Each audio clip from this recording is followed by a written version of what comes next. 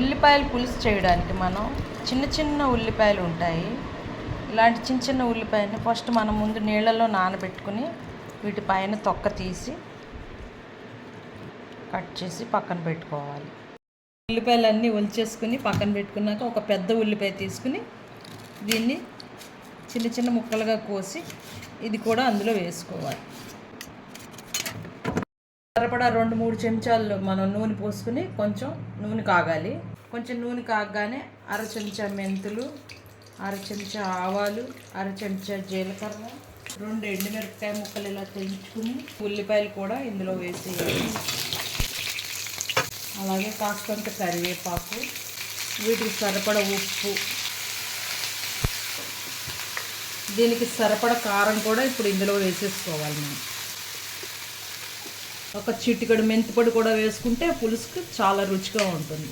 వేసుకుని మూత పెట్టి దీన్ని సన్నని మంట మీద 10 నిమిషాలు మగ్గనివ్వాలి.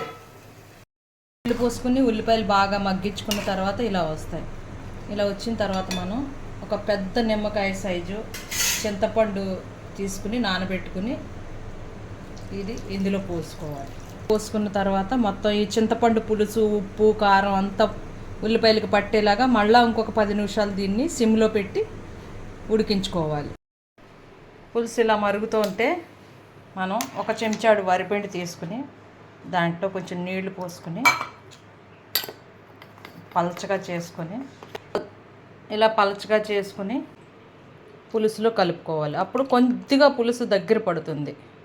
ఇలా కలుపుకుని మళ్ళీ ఇంకొక 2-3 నిమిషాలు మనం కొంచెం దగ్గర పడే వరకు దీన్ని లో ఫ్లేమ్లో మనం దీన్ని మరిగించుకోవాలి.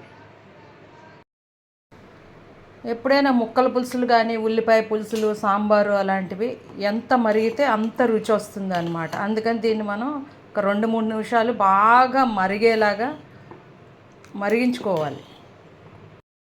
అలాగే పులుసు మరుగుతుంది కదా, ఈలోపు మనం చిన్నగా పోపు పెట్టుకుందాం.